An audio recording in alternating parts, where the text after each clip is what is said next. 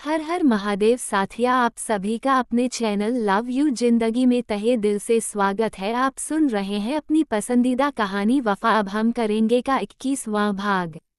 वो गलत रास्ते पर चलते हुए अपने ही हाथों अपने परिवार की खुशियां उजाड़ना चाहता है और उसे कोई सही गलत समझाने वाला भी नहीं है। हाल तो यह है कि उसे आज तक किसी ने सच्चाई भी बताने की कोशिश नहीं की।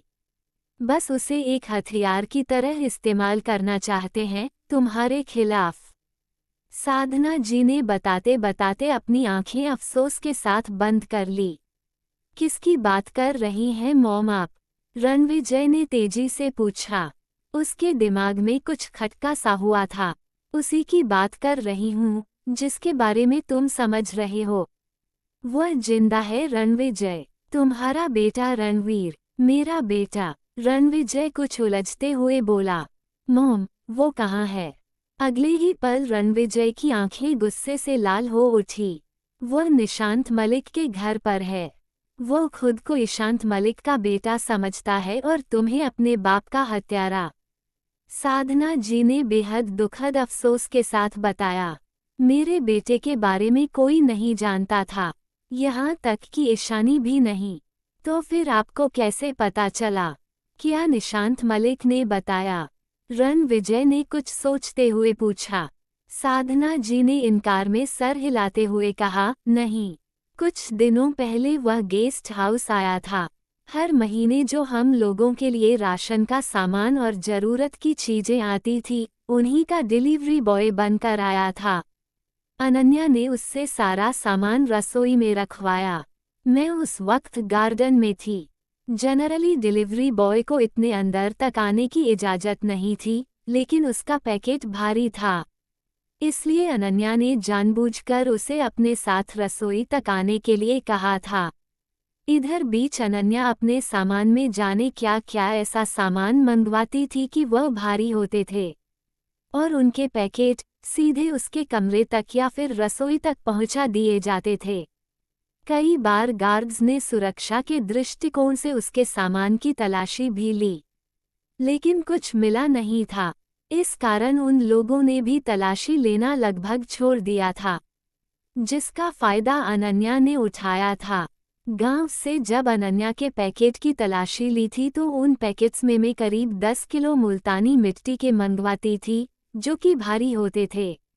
लेकिन 10 किलो मुल्तानी मिट्टी वह क्या करती थी, यह कोई नहीं समझ पाता था। वैसे भी अधिराज जी और रणधीर जी का स्ट्रिक्टली ऑर्डर था कि हमारी खाने पीने और ज़रूरत के सामानों में कोई कटौती न की जाए। हमें जो चीज़ चाहिए वह उसी समय उपलब्ध कराया जाए। हमारे पास फ़ोन नहीं था, लेकिन गेस्ट हाउस में टीवी था। वह रणवीर जब अपनी गाड़ी में से सामान उतार रहा था, तभी मैंने उसे पीछे से देखा था। जाने क्यों उसको देखकर मुझे कुछ अलग सा लगा। मैं भी उसके पीछे पीछे चली आई। पिछले कई दिनों से मैंने नोटिस किया था कि अनन्या के हाव भाव बदले हुए हैं। बातों ही बातों में वैसा कह जाती थी जैसे अब उसे यहाँ नहीं रहना। उसने अपने लिए कोई और ठिकाना ढूंढ लिया है, या फिर उसे कोई ऐसा मिल गया है जो उसकी यहाँ से निकलने में मदद करेगा। लेकिन मेरे सिक्स्थ सेंस हमेशा कहते थे, ये किसी ना किसी खतरनाक साजिश को अंजाम देने की सोच में लगी हुई है। इसलिए मैं अधिकतर उस पर नज़र रखती थी। इसी बीच इन इफ़ेक्ट्स में छुपा कर उसके लिए एक फ़ोन भी आया था, जिसको वो अधिकतर छुपा कर या फिर स्विच ऑफ करके अपने पास ही रखती थी। एक बार मैंने देखा भी था, लेकिन जब तक मैं उससे इस बारे में पूछ पाती, उसने तुरंत ही उसे वहां से हटा दिया। मैं इस बारे में तुम लोगों से बताना चाहती थी, लेकिन मेरी बात तुम तक पहुंच ही नहीं पाती थी क्योंकि तुमने तो आना जाना ही बिल्कुल छोड़ दिया था। कभी कभार शिवम और आशुतोष आते थे। आशुतोष तो बस खड़े खड़े निकल जाता था, लेकिन शिवम अनन्या को समझाने की कोशिश करता था। वह चाहता था कि अनन्या कम से कम आशुतोष और शिवन्या के लिए ही सही अपना रास्ता बदलकर वापस घर लौट आए, जिसको लेकर उसका और अनन्या का बहुत तेज झगड़ा होता था।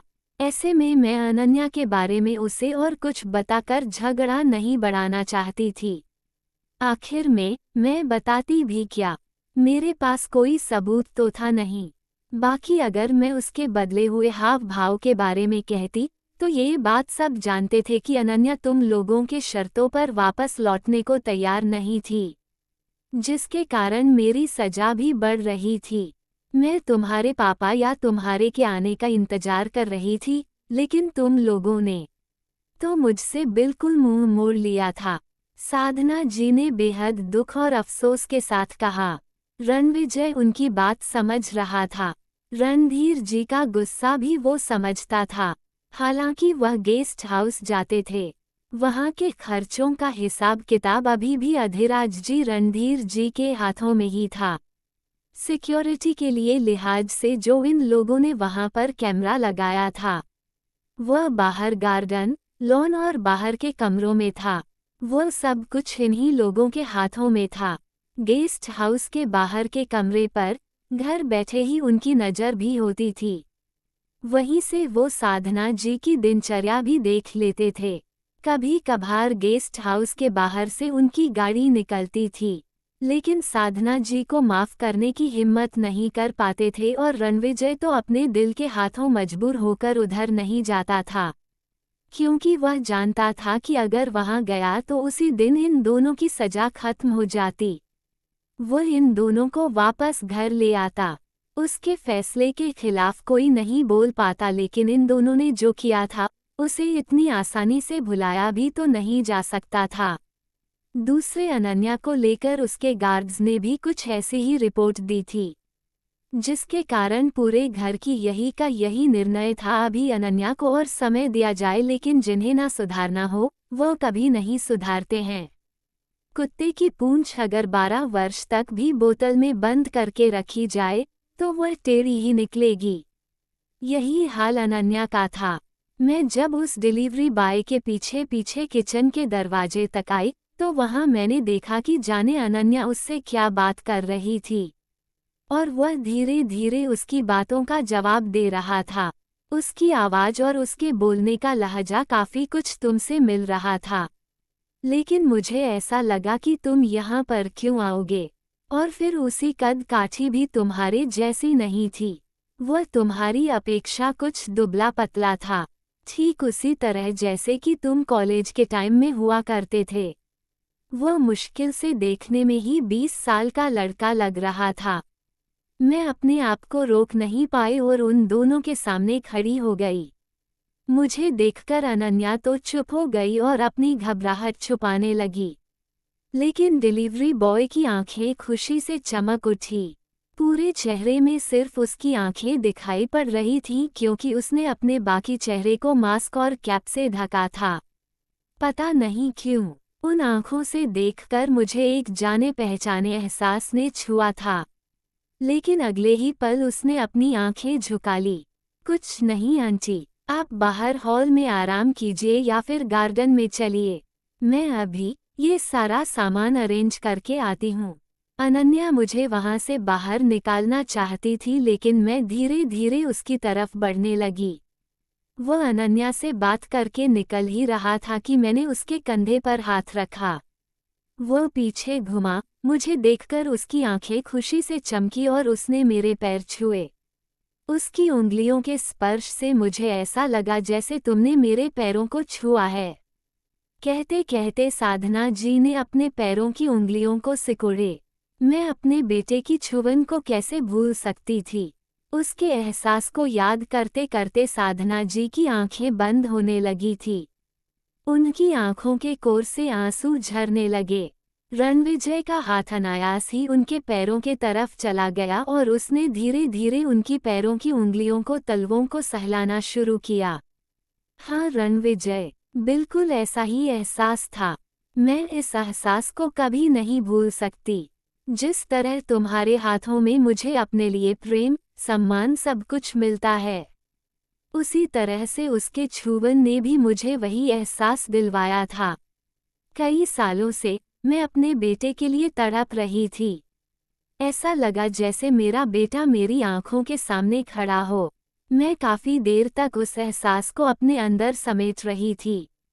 जिस तरह से तुम बिना उठाए नहीं उठते, उसी तरह से लग रहा था जैसे वह भी मेरे उठाने का इंतजार कर रहा था। मुझसे रहा नहीं गया। मैंने झट से उसे कंधों से पकड़कर उठाया।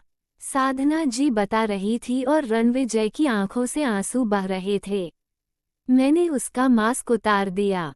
साधना जी ने कहते कहते अपनी आंखें खोल दी। क्या? रणविजय के होठों से निकला।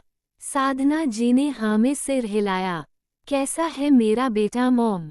भरे हुए गले से बड़ी मुश्किल से आवाज निकला। वीडियो को लाइक और चैनल को सब्सक्राइब करना मत भूलिए। खुश रहिए, स्वस्थ रहिए, मस्त रहिए और यही YouTube पर मिलते रहिए। मिलते हैं अगले भाग के साथ। हर हर महादेव।